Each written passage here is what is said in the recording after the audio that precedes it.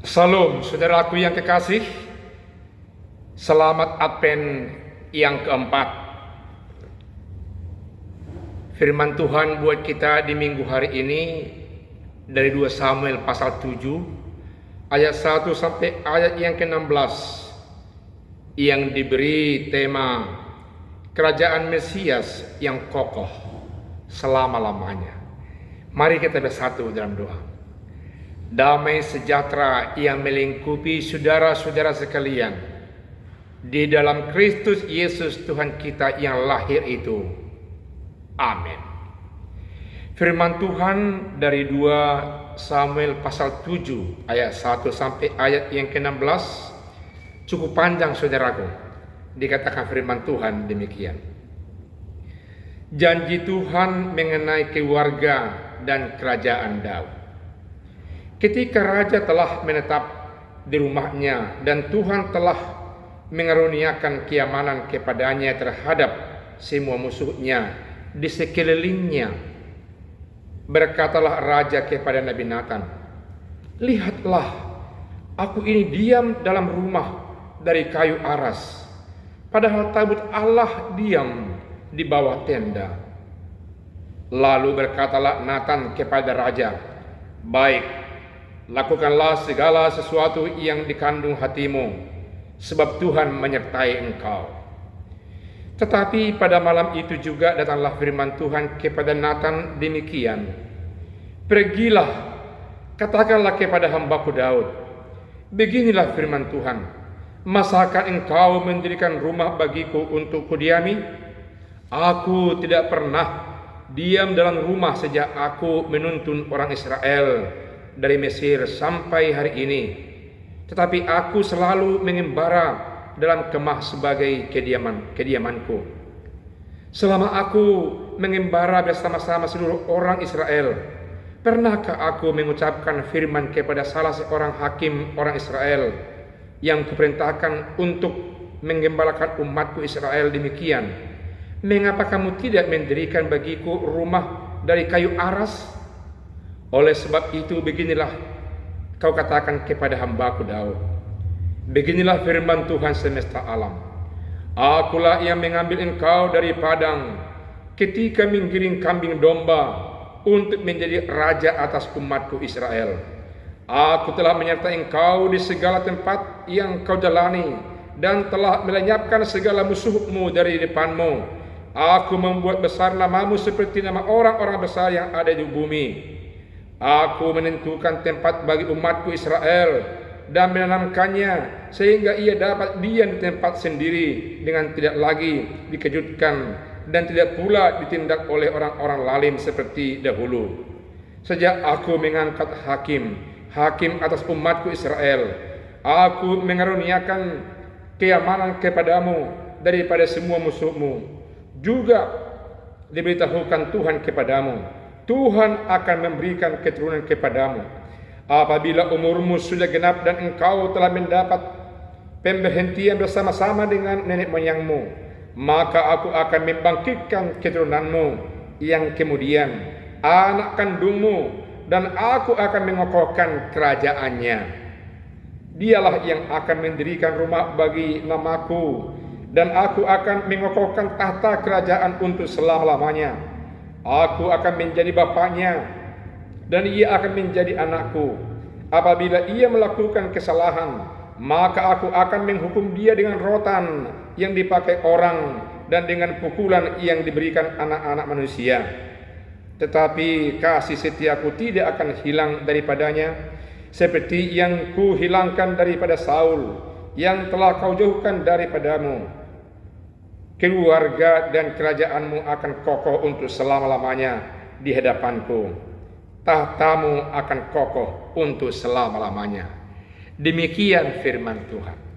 Firman Tuhan kepada Nabi Nathan yang harus Nabi Nathan sampaikan kepada Daud, raja yang dipilih oleh Allah dari padang gurun itu, yang merasakan ada ketimpangan karena dia sudah tinggal di istana yang begitu mewah, yang dibangun oleh tukang-tukang dari Fenisia, yang terbuat dari kayu-kayu aras yang sedemikian mewah, yang terukur kemewahannya di seluruh dunia atau di jagat raya yang diciptakan oleh Allah Tuhannya. Daud merasa begitu kurang mampu tinggal dalam istana itu. Daud merasa bahwasanya ada sesuatu yang kurang. Dia gelisah kalau tidur. Dia merasa kurang nyaman dalam keseharian karena dia merasakan Allah lewat tabut perjanjian itu tinggal di tenda-tenda yang telah dipindahkan dari Kiryat Yearim kepada Yerusalem, di mana direncanakan bait Allah akan dibangun kelak. Daud merasa tertekan dalam hati dan pikirannya.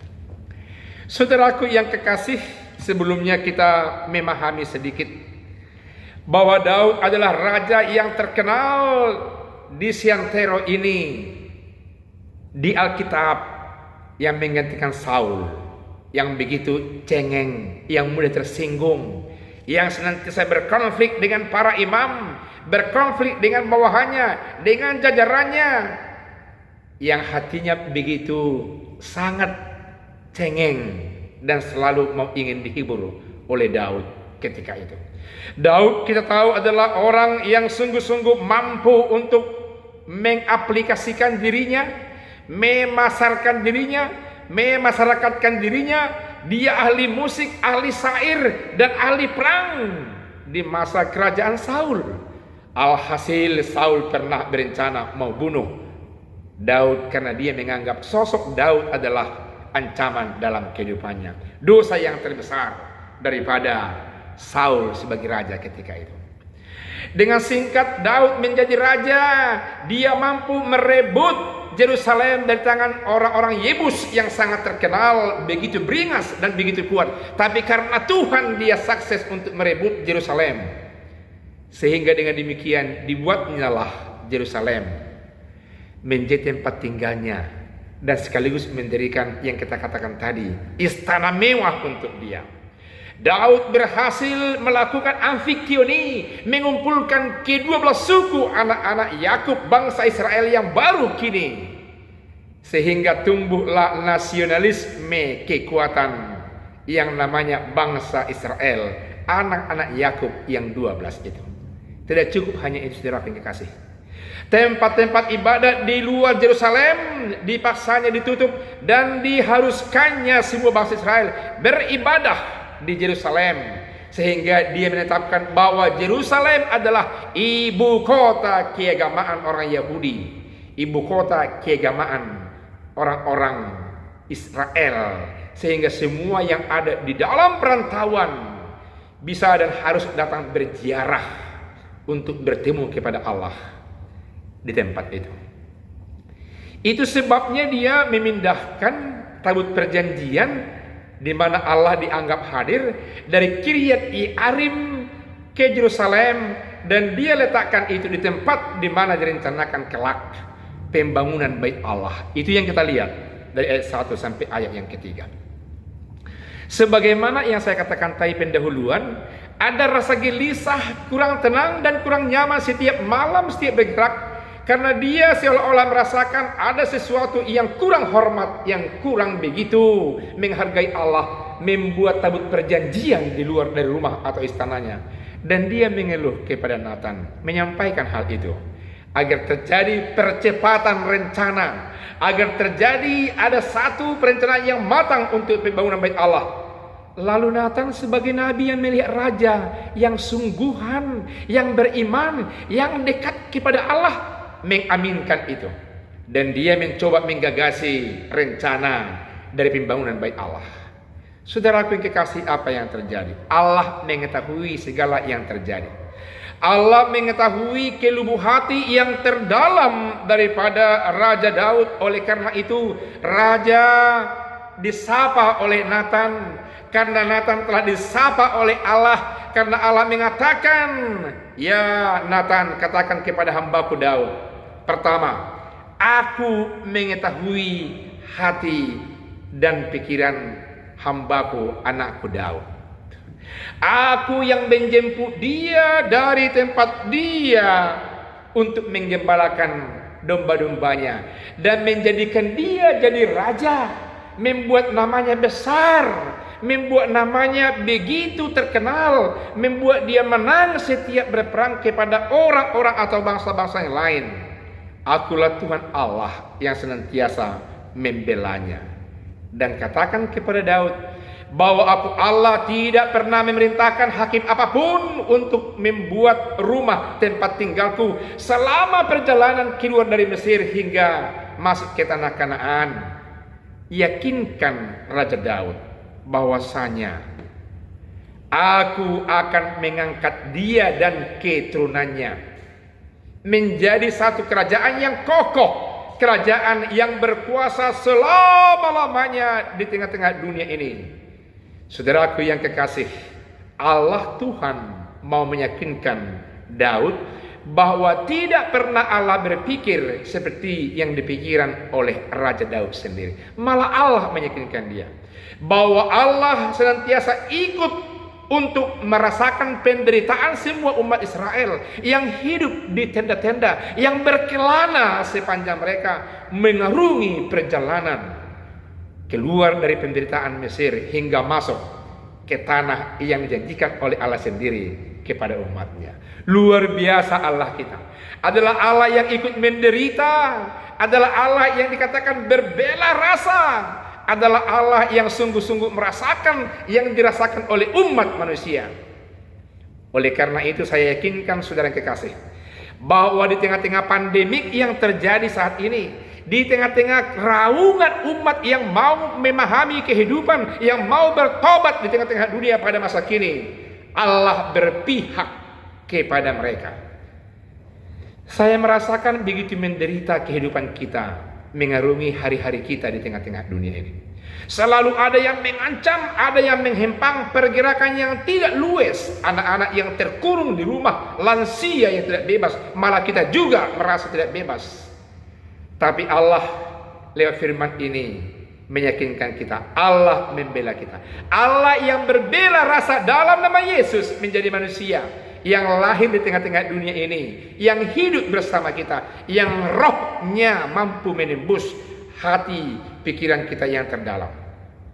Karena itu mari terbuka, bisikkan, katakan kepada Allah lewat Nabi Nathan, lewat hambanya, apa saja pun yang mau dibawakan kepada Allah Bapa di sorga, agar dia kembali menjawab lewat hambanya untuk meyakinkan kita bahwa kita tidak sendiri dan tidak kesepian mengarungi kehidupan di tengah-tengah dunia ini. Saudaraku yang kekasih, itu yang kelihatan dalam ayat yang ke-14 sampai ayat yang ke-13. Bahwa Tuhan Allah yang memanggil umatnya, yang memanggil hambanya Daud, yang membesarkan hambanya Daud menjadi raja, dan yang sungguh-sungguh memberi keturunan yang akan mengokohkan kerajaan sampai selama-lamanya. Itu sebabnya di sisi lain banyak nabi yang menubuatkan bahwa Mesias, Raja damai yang datang di tengah-tengah dunia ini akan tumbuh dari Daud, akan tumbuh dari tunas Daud, akan tumbuh dari keturunan Daud, dan itu sudah dinubuatkan Nabi Nathan atas Daud. Ketika Daud merasa bahwa Allah sungguh-sungguh harus memiliki tempat yang luar biasa, harus memiliki tempat yang khusus untuk ditemui, tempat menyembah Allah yang sungguh-sungguh berkuasa itu. Saudaraku yang kekasih, dan yang terakhir kalau kita lihat dalam ayat yang ke-14 sampai ayat ke-16, Allah Bapa di sorga mengatakan kepada Nabi Nathan sebagai pengantara pada saat itu, bahwa kerajaan akan kokoh selama-lamanya, tapi kekokohan kerajaan itu muncul dari keturunan Daud, muncul dari anak Daud sendiri, sehingga Daud akan sungguh-sungguh merasakan betapa dekatnya, bahagianya bersama-sama dengan Tuhan. Saudaraku yang kekasih, bukankah dikatakan oleh Nabi Yesaya dalam pasal 9 ayat yang ke-5 sampai ayat yang ke-6 demikian? Seorang anak telah lahir untuk kita, seorang putra telah diberikan untuk kita, lambang pemerintahan ada di atas bahunya, dan namanya disebut orang penasehat ajaib, Allah yang perkasa, Bapa yang kekal, Raja damai. Besar kuasanya dan damai sejahtera tidak akan berkesudahan di atas tahta Daud dan dalam kerajaannya, karena ia mendasarkan dan mengokohkannya dengan keadilan dan kebenaran dari sekarang sampai selama-lamanya. Kecemburuan Tuhan semesta alam akan melakukan hal ini. Hal itu dipenuhi dalam nama Yesus. Pada masa-masa Advent pertama, kedua, ketiga, keempat, itu saudaraku yang kita rayakan, merayakan ulang kembali, mengingat kembali bagaimana cinta kasih Allah yang berbeda rasa, yang menjadi manusia itu, yang menjanjikan akan kedahsyatan, kekokohan kerajaan yang dibangunnya dari keturunan Daud, yakni Mesias Yesus Kristus Tuhan kita yang telah lahir itu. Dikatakan oleh tema kita pada hari ini, kerajaan Mesias yang kokoh selama-lamanya. Mesias dalam nama Yesus yang diperlihatkan kini lewat gereja, yang mana gereja itu adalah saudara-saudara saya dan kita semua, anak-anak sekolah minggu, lansia, dan semua orang percaya dalam nama Yesus akan memiliki porsi masing-masing, mengokohkan kerajaan yang dahsyat itu, kerajaan yang cinta kasih, kerajaan yang membawa damai itu, sehingga nyatalah di sepanjang zaman kehadiran Allah Bapa di sorga di tengah-tengah kehidupan kita. Karena bukti hadirnya Allah adalah cinta kasih. Bukti hadirnya Allah Bapa di sorga dalam nama Yesus adalah kebenaran, keadilan yang senantiasa berlangsung dan nyata di mana saja, di setiap waktu, di sepanjang zaman. Kiranya senantiasa damai sejahtera, keadilan sukacita kita tebar, kita hidupi, pertanda Allah Bapa di sorga hadir, lahir bersama-sama kita. Tuhan Yesus memberkati. Selamat Advent yang keempat memasuki masa Natal. Tuhan Yesus memberkati. Amin. Mari kita berdoa. Terima kasih Allah Bapa di sorga atas firman-Mu yang meyakinkan kami bahwa Allah Bapa di sorga dari awal sudah menubuatkan lewat Nabi Nathan bahwa dari keturunan Daud akan lahir Raja Damai, Raja Mesias, pembawa damai dan sukacita, yang mengokohkan keadilan dan kebenaran di tengah-tengah dunia ini. Kami anak-anak-Mu di tengah-tengah gereja yang hidup di masyarakat, hidup di keluarga, hidup di tengah-tengah bangsa ini, mengobarkan cinta kasih, mengobarkan damai sejahtera, mengobarkan keadilan, agar kerajaan-Mu nyata selama-lamanya. Firman Tuhan benar dalam kehidupan anak-anak-Mu seperti kami yang bersukacita saat ini. Dalam nama Yesus kami berdoa. Amin.